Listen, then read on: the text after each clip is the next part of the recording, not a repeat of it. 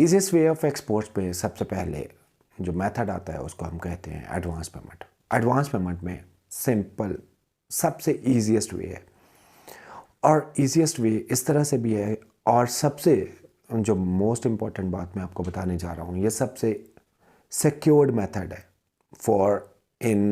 For the exporter purpose. Exporter purpose से इस तरह से ये सबसे सिक्योर्ड पर्पस है कि हमारे पास बीइंग एन एक्सपोर्टर हमारे पास पेमेंट जो है ऑलरेडी आ चुकी होती है। जब हमारे पास पेमेंट आ गई है, इट मीन्स कि we have already search out the buyer. हमारे पास बायर ऑलरेडी मौजूद है और हमारे बायर्स के साथ बहुत अच्छे टर्म्स हैं। अगर बायर के साथ हमारे अच्छे टर्म्स हैं तो हम उसको इस बात के ऊपर एग्री कर लेंगे कि भाई आप जो मर्ज़ी है, आप हमारे पास आपकी जो मुताबिकत की जो चीज़ है, आप जो हमें ऑर्डर दे रहे हैं वो हमारे पास रेडी है और इजीली अवेलेबल है, और जो हमारी कमिटमेंट होगी वो हम आपको बिल्कुल पूरी करेंगे। इस तरह से जब हम उसको पूरी तरह से सेटिस्फाई कर लेते हैं तो सबसे पहले जो काम होता है वो हम ये करते हैं कि हम सिंपल से उसको अपना IBN नंबर जो है वो शेयर करते हैं।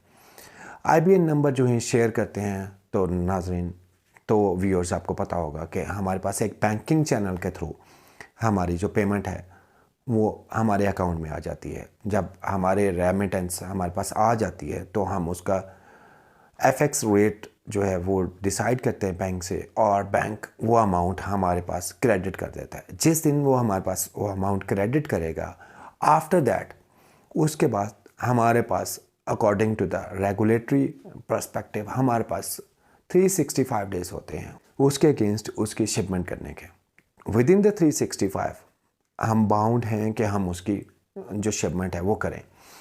इसमें मैं आपको बताता चलूँ कि शिपमेंट आपने बिल्कुल उसको करनी है। ये नहीं करना कि आपने उस बायर के पैसे एक दफ़ा ले लिए हैं और उसको शिपमेंट नहीं की, क्योंकि अगर आप एडवांस पेमेंट के केस में किसी भी बायर की एक दफ़ा शिपमेंट नहीं करेंगे तो इट मीन्स कि you just get the single advance payment जो कि आप खा जाएंगे, उससे कुछ नहीं होगा। अल्टीमेटली क्या होगा कि आपका बायर ख़राब हो जाएगा। तो आपने उसकी एडवांस पेमेंट के अगेंस्ट उसकी शिपमेंट करनी है। अब मैं आता हूँ कि उसकी अपनी शिपमेंट कैसे करनी है। मैंने आपको पहले भी बताया कि यह सबसे ईजीएस्ट वे है। तो सिंपल सी बात है, अगर आपने उसकी शिपमेंट करनी है तो जो आपका ऑर्डर उसके साथ डिसाइड हुआ है, बिल्कुल आपने बिल्कुल उन्हीं टर्म्स के ऊपर उसकी शिपमेंट को प्रिपेयर करवाना है। और इसमें फ़ायदा आपको ये है कि आपके पास ऑलरेडी जो पेमेंट है वो तो आ चुकी हुई है। इसका मतलब ये हुआ कि आपको बिल्कुल भी अपना सरमाया नहीं लगाना, बल्कि सरमाया किसका होगा? उसी इंपोर्टर का।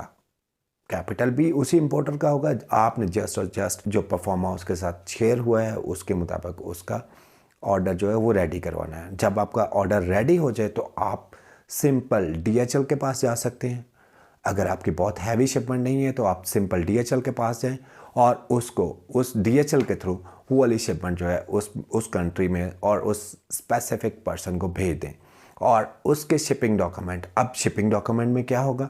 शिपिंग डॉक्यूमेंट में होंगे उसकी इनवॉइस, चीज़ों की पैकिंग लिस्ट, और उसके बाद DHL की स्लिप, ये वाले सारे डॉक्यूमेंट, और उसके अगेंस्ट जो GD बनेगी वो आप सारे डॉक्यूमेंट पकड़ेंगे और अपने रेलेवेंट बैंक को जाके वो वाले डॉक्यूमेंट दे देंगे। इसमें मैं आपको बताता चलूँ कि आपने हमेशा इनवाइसेस के ऊपर पर यूनिट कॉस्ट ज़रूर मेंशन करनी है, और इससे आपको बेनिफिट ये होगा कि according to the TBML circulars regulatory guidelines ये ज़रूरी है कि पर यूनिट कॉस्ट मेंशन हो। अब मैं आता हूँ सेकंड मेथड पे। सेकंड मेथड है कलेक्शन। कलेक्शन में ये होता है कि आपका एग्रीमेंट एक बायर के साथ साइन हो गया, लेकिन इसमें वो वाला बायर आपको एडवांस पेमेंट में पैसे नहीं भेजेगा। मतलब एडवांस में पैसे बिल्कुल नहीं भेजेगा। एडवांस में पैसे अगर नहीं भेजेगा तो फिर वो पैसे कैसे भेजेगा? अब ये क्वेश्चन है कि आप वो पैसे कैसे भेजेगा। अगर वो कलेक्शन पे पैसे भेजेगा तो इट मीन्स कि आपके साथ वो टर्म डिसाइड करेगा कि उसने किस टर्म पे आपको वो पैसे देने हैं। That term can be the 30 days. मतलब ये भी हो सकता है कि वो पेमेंट आपको आफ्टर 30 डेज दे, और ये भी हो सकता है कि वो पेमेंट आपको आफ्टर 60 डेज दे, और आपको ये भी हो सकता है कि वो आपको पेमेंट 90 डेज दे। और इसके बाद 90 के बाद ऑब्वियसली वो आपको ये भी हो सकता है कि वो आपको कहे कि मैं आपको पेमेंट आफ्टर 120 डेज दूंगा। मैं आपको एक चीज़ इसमें क्लियर करता चलूँ कि 120 days is the last tenor जिसमें आप उसके साथ एक्सेप्टेबल जो एग्रीमेंट है वो कर सकते हैं, क्योंकि पाकिस्तान में इससे पहले 180 डेज़ होते थे। अब 180 डेज़ को चेंज कर दिया गवर्नमेंट ऑफ पाकिस्तान ने, क्योंकि 180 डेज़ 6 मंथ्स बनते हैं। 6 मंथ्स को चेंज करके गवर्नमेंट उसको ले आई 120 डेज़ पे। अब 120 डेज़ में मैंडेटरी है, जो भी आप इधर से शिपमेंट करेंगे उसकी आपने पेमेंट पाकिस्तान में उसको उस पेमेंट को रिपैट्रिएट करवाना है। अब मैं थोड़ा सा रिपैट्रिएशन का भी बता दूं। रिपैट्रिएशन ये होती है, जो भी पाकिस्तान से आप चीज़ बाहर भेजेंगे उसकी आपने पेमेंट पाकिस्तान में मंगवानी है, और मंगवानी भी है, और साथ साथ ये भी है कि उसकी पेमेंट आपने within the due date मंगवानी है। Due date and the repatriation. Due date ये होती है कि जो भी आपका परफॉर्मेंस डिसाइड हुआ है, जो कि आपने कॉन्ट्रैक्ट रजिस्टर करवाया बैंक के साथ अकॉर्डिंग टू कलेक्शन, उसमें आपने उस डेट्स में आपने वो वाली पेमेंट जो है मंगवानी है। आपने इसमें उसके अपने बायर के साथ ये एग्रीमेंट करना है, मैक्सिमम 120 डेज़ का टेनर जो है उसके साथ फिक्स करना है। जब भी आप 120 डेज़ के ऊपर टेनर को लेके जाएंगे तो मैं आपको बताता चलूँ कि उसके साथ साथ आपने इस बात का भी ख्याल रखना है कि आपने उस हिसाब से अपनी कॉस्टिंग करनी है, क्योंकि आपको पता है कि हर टाइम वैल्यू ऑफ मनी बहुत ज़्यादा काउंट करता है। आज मनी फ्लक्चुएशन बहुत ज़्यादा है, एफएक्स रेट्स बहुत ज़्यादा डिविएट हो रहे होते हैं, तो आपने इस चीज़ का भी ख्याल रखना है। अब कलेक्शन में होता यही है कि विद इन ड्यू डेट आपने वो पेमेंट मंगवानी है, लेकिन आपने एक्सपोर्ट में होगा ये कि आप जब उसके साथ ड्यू डेट एग्री होगी, आपका सारा वो एग्रीमेंट जो है वो हो चुका है, तो आपने उसको शिपमेंट जो है वो कर देनी है। लेकिन मैं आपको मोस्ट इंपॉर्टेंट पॉइंट बताने जा रहा हूँ, इसमें आपने शिपमेंट बिल्कुल भी उस तरह से नहीं करनी। इसमें होगा ये कि आपकी ऑब्वियसली बिग शिपमेंट्स होंगी, और बिग शिपमेंट्स में आपको जाना पड़ेगा शिपिंग लाइन के पास। जब आप शिपिंग लाइन के पास जाएंगे तो शिपिंग लाइन सबसे पहले आपको ये बोलेगी कि आप ब्रो रेलिवेंट बैंक में जाएं और रेलिवेंट बैंक में जाके एफआई इशू करवाएं। अब एफआई क्या होता है? कोई भी शिपमेंट जो हमने पाकिस्तान से बाहर कंट्रीज़ में करनी हो वैसे नहीं हो सकती। उसके लिए आपको किसी भी बैंक में जिसमें आपका अकाउंट अवेलेबल है, आपको ट्रेड अकाउंट अवेलेबल है, आपने उस बैंक में जाना है, और उस बैंक में आपके पास PSW की फैसिलिटी, पाकिस्तान सिंगल विंडो की फैसिलिटी ऑलरेडी होनी चाहिए। पाकिस्तान सिंगल विंडो की फैसिलिटी के थ्रू आपने एफआई अप्लाई करना है, और उसी एफआई के मुताबिक मैं आपको जैसे पहले बता चुका हूँ कि विद इन ड्यू डेट, उसी एफआई में वो डेट्स जो है ऑलरेडी मेंशन होंगी जिस दिन तक मैक्सिमम आपको वो पेमेंट रिपैट्रिएट करवानी है। एफआई आप बैंक से इशू करवाएंगे, पैरेलल आपके शिपमेंट जो है आपके फैक्ट्रीज में या कोई भी आपकी प्लेस जहाँ से आप वो ले रहे हैं वहाँ से आप उसको रेडी करेंगे, और उसकी पैकिंग और लेबलिंग करेंगे। जब आपकी पैकिंग भी होगी, लेबलिंग भी होगी, आपकी इनवाइसेस जो हैं वो जनरेट होना शुरू हो गई, और मीनवाइल आप उसको शिप करेंगे। शिप करने के लिए मैं आपको पहले बता चुका हूँ कि आपको एफआई लेना पड़ेगा। एफआई साथ लगाएंगे और आप चले जाएंगे शिपिंग लाइन के पास। शिपिंग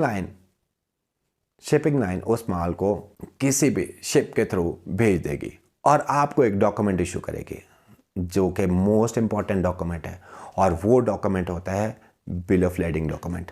बिल ऑफ लेडिंग एक स्लिप होती है, इस बात की गारंटी करती है कि ये माल किस बंदे ने किसको भेजा है, जिसमें आपका नाम आएगा बीइंग एन एक्सपोर्टर, और जिसको आप भेजेंगे उसका नाम आएगा बीइंग एन कंसाइनी।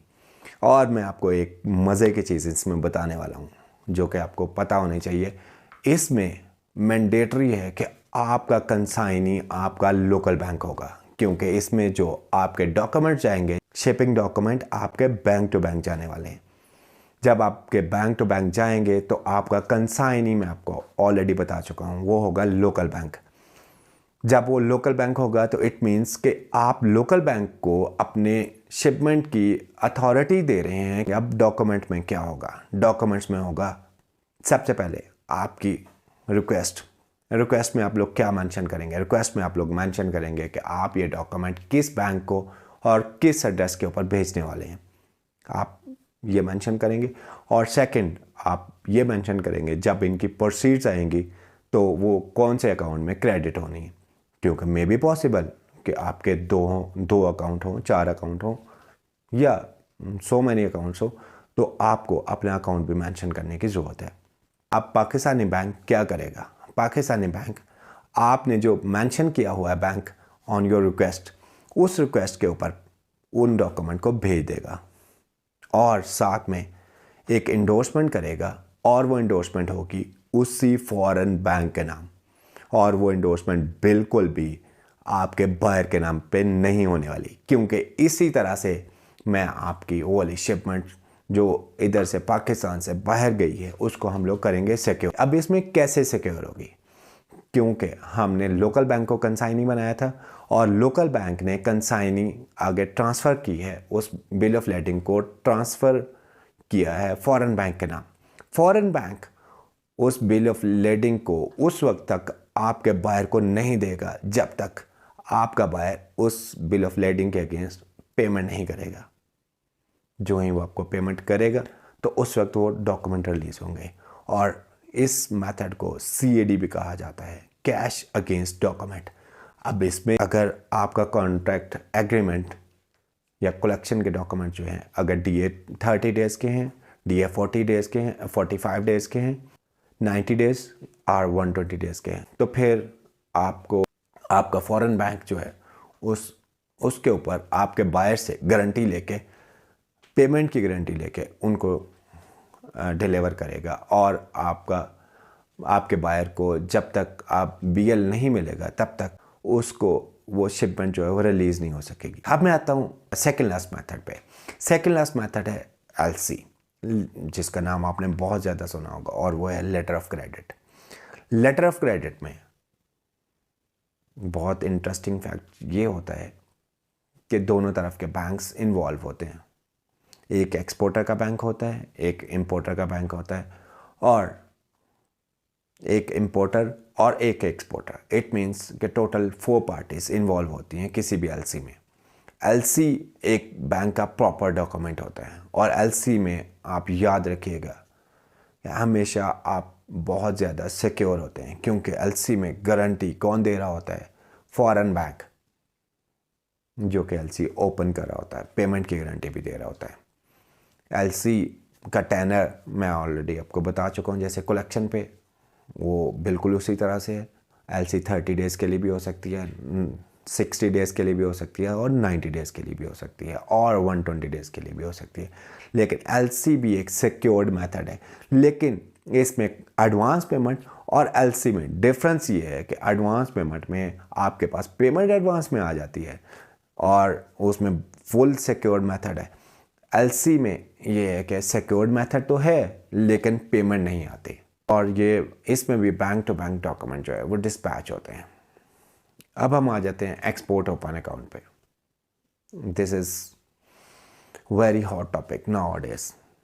अब एक्सपोर्ट ओपन अकाउंट में होता ये है कि जैसे मैं आपको बता चुका हूँ, कलेक्शन में मैंडेटरी होता है कि आपने कंसाइनी किसी भी लोकल बैंक को करना है, लेकिन जब एडवांस पेमेंट में हम शिपमेंट भेजते हैं तो हम कंसाइनी, आपको पता है कि डायरेक्टली जो है अपने बायर को कर सकते हैं। बिल्कुल उसी तरह से एक्सपोर्ट ओपन अकाउंट में भी कंसाइनी डायरेक्टली इंपोर्टर हो सकता है, बट आपने सिर्फ और सिर्फ एक्सपोर्ट ओपन अकाउंट उसके साथ करनी है जिसके साथ आपको फुल ट्रस्ट हो, आपको ये पता हो कि ये बंदा मुझे पेमेंट कर देगा। Export open account proper legalised method है।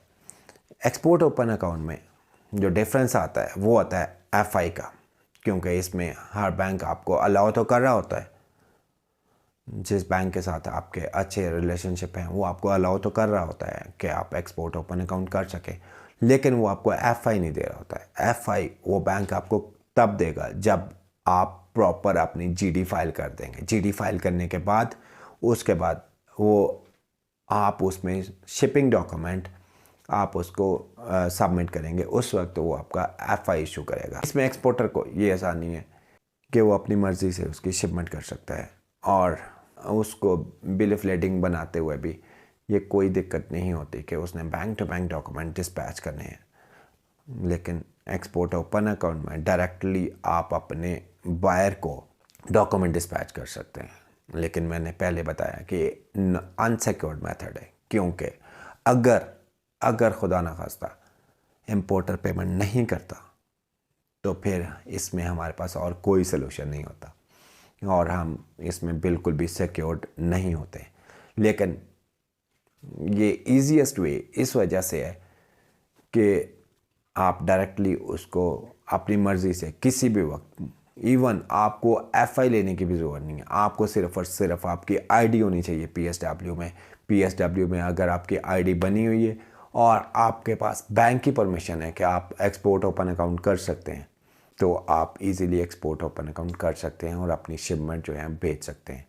आप जीडी जनरेट करवा सकते हैं। जीडी जनरेट करवाने के बाद आपके पास होंगे 10 डेज़। जब आपका बीएल आ जाएगा, शिपिंग डॉक्यूमेंट सबमिट करवाएंगे आप within 10 days according to the state bank of Pakistan para number 12A chapter number 12। उसके मुताबिक आप विद इन 10 डेज़ में अपने रेलिवेंट शिपिंग डॉक्यूमेंट का मैं ऑलरेडी बता चुका हूँ। शिपिंग डॉक्यूमेंट में एक request, client request, invoice, packing list, BL, GD, ये वाले कहलाते हैं शिपिंग डॉक्यूमेंट। ये वाले डॉक्यूमेंट आप सबमिट करवाएंगे अपने रेलिवेंट बैंक को। रेलिवेंट बैंक इन डॉक्यूमेंट को चेक करेगा, स्क्रूटनाइज करेगा और इनके अगेंस्ट एक एफआई जनरेट कर देगा और आपको विद इन ड्यू डेट, जो कि मैक्सिमम है 120 डेज़ के अंदर वो पेमेंट रीपैट्रिएट करवानी है। अगर आप वो रीपैट्रिएट नहीं करवाते तो वो बैंक उसको as an export overdue report कर देगा। और इसमें मैं बताता चलूँ, अगर आपने किसी भी बैंक के साथ एक्सपोर्ट ओपन अकाउंट पे काम करना है तो आपके लिए ज़रूरी है कि आपका एक्सपोर्ट ओवरड्यू विद बिलो 5% हो। एक्सपोर्ट ओपन अकाउंट में जो ही आपका बैंक आपको एफआई इशू करेगा और आप विद इन 120 डेज़ में वो पेमेंट रीपैट्रिएट करवा देंगे तो ये आपका एक्सपोर्ट ओपन अकाउंट हो जाएगा और वो relevant bank after FX negotiation आपकी पेमेंट को आपके अकाउंट में ट्रांसफ़र कर देगा। जी, अल्लाह हाफ़िज़।